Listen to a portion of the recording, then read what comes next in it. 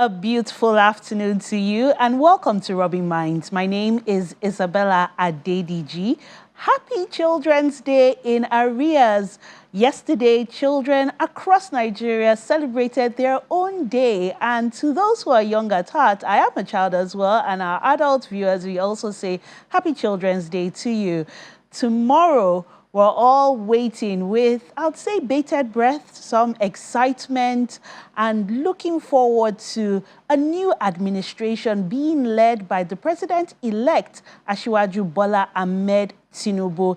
It's been 8 years of President Muhammadu Buhari, and there's so many things that have characterized this administration. We've had the dollar lose over 70% of its value. That's the naira to the dollar. And we've also had Nigeria take over from India as the poverty capital.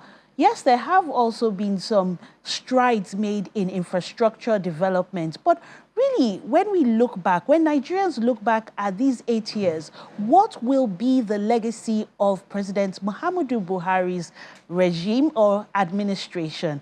To join me, I have in the studio with me, Seun Awogbenle, who is a public affairs analyst. Seun, welcome to Rubbin'Minds. Hello, Isabella. Thank you for having me. Good to have you here. We also have joining us virtually via Zoom, Jonathan Ikeolumba, lecturer at Lagos Business School. Jonathan, can you hear me? Yes, I can hear you. Welcome to Rubbin'Minds. So we'll go straight into the conversation. We're looking at 8 years. I'll start with you, Seun. When we look at the 8 years of this administration, what do you believe Nigerians will remember? What would they remember whenever they think of President Muhammadu Buhari, when they think of the change that was promised, and when they think of 8 years of yet another democratic regime or democratic rule? Well, that's a lot of questions packed into one, to be honest. So because I'm not a media, I'm not a party spokesperson here. I'm here to sort of analyze. You're here as a Nigerian, and you are a public affairs analyst. Absolutely. So I'm here, I believe you represent the interest of the public. Absolutely, yes. And then put everything into perspective, right? Both the good and the bad. I don't know which you like me to start with. I should start with the good or the bad. But hey, I'll most likely start with the ugly, right? So you have a situation in which, obviously, President Muhammadu Buhari was elected on the promise of change. He had a C agenda: security, economy, and anti-corruption. And down the line, so when you talk about poverty, you're talking about both income poverty and multidimensional poverty. Multidimensional poverty, which goes beyond income. So income talks about income levels, which is $1.90 a day, barely 700 naira. Or more than 80 million Nigerians are suffer from income poverty. So when you talk about multidimensional poverty, which factors, human development indices like education, access to health, sanitation, housing. We're talking about 133 million Nigerians who are multidimensionally poor. When you talk about unemployment, let's stay with the poverty capital. We're looking at, because the question was, what will come to your mind when you look at 8 years? So it's interesting that you come back to my opening statement on looking at poverty. I'd also like to get still on poverty and levels that have risen in terms of unemployment, just as you're about to start telling us. I'd like to get Jonathan's views on that. Jonathan? Okay. Yes, I got that.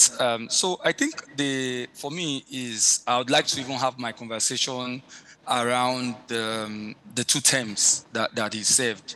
If you look at the first term and also what also has characterized the second term, I think when he came in, the slogan was change, and which really is a departure from what you typically had or what was having. For me, I would want to make a high-level comment that for me, if I try to typify what has happened over the 8 years, I think it has been a case of there's been a lot of action or a lot of what I would say policies, right? But the implementation of the policies, we can question that and have a conversation around that, and also to how much impact has those policies also been to an average Nigerian. But more specifically to the point around poverty levels, unemployment, I think the guest in the studio was very right when he said that this government came with 3 cardinal objectives. So there was the point on security, employment, and also dealing with corruption. And then specifically under employment, we wanted to see a situation where there will be a very visible rise in the levels of employment. And I think you're already sharing some data around how unemployment is something that we can see. And just to even add, why it's also worse is that there's unemployment and there's also underemployment. And so just putting the two together and somewhat, it's really fair to understand why it might appear as alarming as it should be, and that's really where we are. That we are dealing with not just employment but also underemployment, and we can have that conversation as we go on what the impact has been. Just looking through over the years. I'll still come back to you to look at policies, because I think that's really the bedrock of change. It's first starts with the policy, and then we now see how that policy is being implemented. And if we'll see that some policies that were made, say, in the first 4 years, how they were implemented in the next 4 years. But I'd like to now move the conversation to security, because we've looked at the economy as part of the 3 cardinal points. And now when we look at security, a lot of Nigerians believe that we're having someone with a military background being the chief commander of the armed forces. Surely we'll see an end to the insurgency. We'll see an end to some of the issues we're seeing with the clashes with the herdsmen, as well as the farmers, and even the situation in the southeast and the south-south. How would you rate this administration and President Muhammadu Buhari in tackling insecurity across Nigeria? Oh, no, I mean, I'm definitely going to rate, the administration very low, especially on insecurity. And it's especially an area where a lot of people were quite disappointed. It got to a point, people were actually demanding the sack of the security chiefs. And it went on and on before President Muhammadu Buhari eventually eased them of their duties. So what we are saying at the point was even that, see, your security strategy is not working. You need to revise your strategy. But you have a man who is quite what you describe as taciturn, right? So he stuck to his gun for a very long time. And again, when you in fact look at it, we had a situation in which most parts of the Northeast were under the control of insurgency or Boko Haram, as the case may be. But you have had a situation where the insecurity is now described as generalized. It has moved not just from the Northeast. You now have killing and banditry in the Northwest. You have kidnapping in the Northeast and in the Southwest. And then Southeast is generally unsafe and ungovernable. So essentially, what was a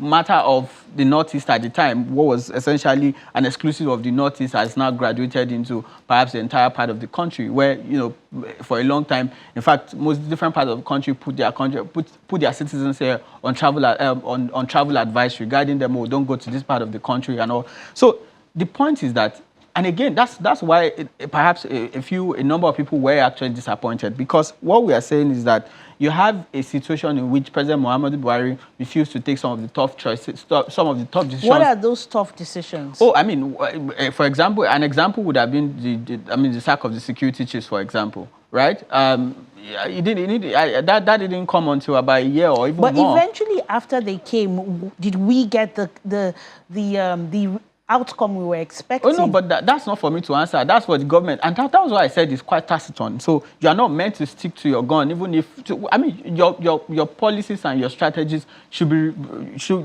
be able to revise them from time to time. It should be revisionary. It should be dynamic. It shouldn't be stuck to, just one approach or one pattern. So if you're not getting results from one strategy, then you can always, switch to an option B, as the case may be. So I'm sure a lot of people will definitely rate the president very low on, especially on security. And by the way, you also alluded to the fact that it's coming with a pedigree as a former military man. We didn't see that, resulting to anything tangible in terms of security. People don't generally feel safe. I doubt that you actually even you feel safe at the moment. Not a lot of people can actually boast of security, especially in the northeast, in the northwest, and also in the north central, and also southeast, even southwest here, where you experience a lot of kidnapping and killing. Again, I should also add, even President Muhammadu Buhari alluded to it this morning, that there was a period of senseless carnage and brigandage in the country. So that's also an admission by himself that he didn't do enough, especially with security. Let me move to Jonathan. And I mean, we still have some of the Chibok girls that have still not been found. We saw some were rescued recently, kudos to the Nigerian army. But then we still have Leah Sharibu, who is still she hasn't yet been returned. She hasn't yet been rescued. I mean, it's Children's Day yesterday, and people will be asking, what about our children? How safe are they? We've seen attacks on secondary schools. We've seen kidnappings of our students. So how would you rate this administration in terms of security?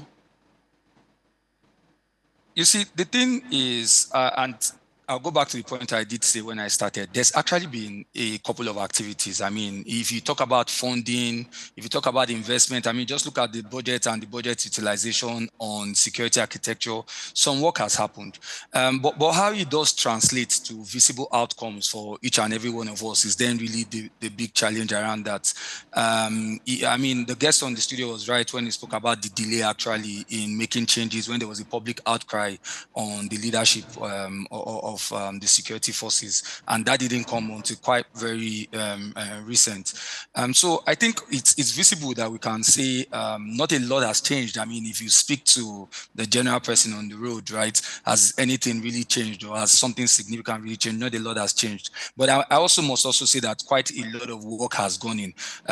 There's the conversation around that sometimes we're not dealing with a conventional warfare, if I want to use that term, right? And so we also have to put that into perspective. But I also think that there were quite a couple of things. I think sometimes what is also missing, and something that also is characterizing this 8 years, has also been things around like the public trust, right? Even just trusting that, when a couple of things have been said or a couple of things are going on, that they will really translate, to visible outcomes. I can even stretch this conversation on insecurity to what that's characterized a couple of years ago, the invasion or the attacks on even our real infrastructure. And so I think I'll just summarize it this way, that not a lot of visible outcomes, but I also know that a couple of work in terms of investments, even generally, even the architecting. I remember in the first so there has been some progress, but a lot still needs to be done. And I think when you speak to the average Nigerian, there is that sense of, oh, we're not totally safe. And if you speak to people outside of the country, there's still that sense of, oh, is it a good time to visit Nigeria? What about the killings? What about the kidnapping? So there's that, like you mentioned, the international advisory. Absolutely. Where countries are telling their citizens, these are the states not to go to in Nigeria. Absolutely. Or just don't go to Nigeria in general. Now, I would like to move to the area of inclusivity. So we've seen in a democratic government, its democracy is government by the people, for the people, and of the people. Now, when you look at the Nigerian population, you know that a majority of the population are young, a majority are women, but still we don't see that translation within the past 8 years. And some would argue that maybe the incoming government might have been an opportunity for us maybe to see a female vice president. We're seeing APC coming 4 years, 4 years, and 4 years. What do you feel the government needs to do going forward to promote that inclusivity? And what are some of the lost chances with this administration? Okay, so I'm going to answer this question, by doing what you call future forward, right? So essentially, I'd say at least there are 4 major issues that will most likely define the global economy as we move ahead. So one is what you call advancement in technology. The second one is climate change. The third one, which is what we're talking about, is diversity and inclusion. And then the fourth one has to do with, improvements in how countries are able to adapt to most of this improvement. Now, for me, for diversity and inclusion, for example, so we're talking about women, children, and persons with disabilities. So let's take women, for example. Again, the truth is that, and I've admitted over time, that when you get to a point like this, what you need is affirmative action. Nigeria is a party to, most international treaties that says, oh, you must commit some level of what's it called, positions to women. But you have not seen that. You have actually not seen that significantly. How many women were even on the federal, on the cabinet from President Muhammad Buhari's cabinet? You can actually count. So what you actually need is for the government to be very, very deliberate. Especially the Bola Tinubu administration, to be deliberate with actually mainstreaming the role of women. And then we talk about young people. Young people are more than 6% of this country's population. The median age, the country's median age is about 19, right? So what then do you need to do? You must praise President Muhammad Buhari for the Not Too Young to Run law. But when you have a law that is not backed by the means, it becomes very ineffective. And that's what you have seen with the Not Too Young to Run. That, an average 25-year-old would not have 100 million naira to go and get a nomination for a 50 million naira. But there were some parties that reduced the amount for women, for example, to encourage participation. So it goes beyond tokenism, actually. You have to consider all of the factors. And then by the time you see that there's a lot of, it's actually a very wide and big minefield. You can even point at the number of women that probably won seats into the National and State House of Assembly in the last election.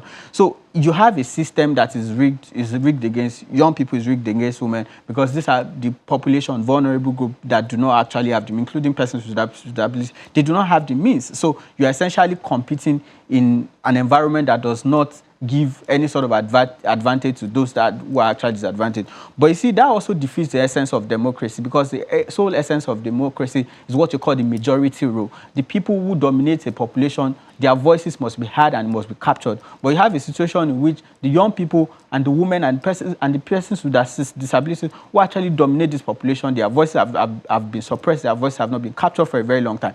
But good thing, there's hope on the horizon. Bola Ahmed Tinubu has promised in his renewed hope manifesto that at least 3 young people will be in the cabinet. He has promised a fellowship. He's promised a youth fellowship for young people, right? We can see Kaduna is doing that. I think Lagos is equally doing, currently has a youth fellowship. So Bola Tinubu is also hoping perhaps to replicate the Kaduna example on the national front, which I think is a good thing. But we must also hold him accountable to the promise to have at least three young people in the cabinet. And again, we also even confuse the decade, or what's it called, the bracket of young people. So you see people who are 50-year-old, who are 40-year-old, they describe themselves as young. Those are not young people. Even by the AU Charter, young people are between 18 to 35. By the Nigerian National Youth Policy, young people are between 15 and 29. So how is a 40-year-old young? So they will tell you they are young at heart, but they are not. So when we are saying young people, President-elect, and by the grace of God, tomorrow, President Bola Ahmed Tinubu must capture those who are truly young, people who are under 40. Not 50-year-olds who are claiming to be young at heart. I'll move to Jonathan, and I'd like to get your views on inclusivity by the past administration and the incoming administration. What should be done? I like how you brought up the issue of persons living with disabilities, because there's not representation for them. And if we don't have those people on the table, how do we have the infrastructure reflecting some of their needs? How do we have the job descriptions reflecting some of their needs? Okay, it's a very good conversation. So I think we've looked at 3 different demographics now to represent what we will call diversity and inclusion. So we've spoken about the young women, and we've also spoken about persons with disability. So not a lot, but I just want to make a point that especially in the first term, I keep wanting us to look at 8 years holistically.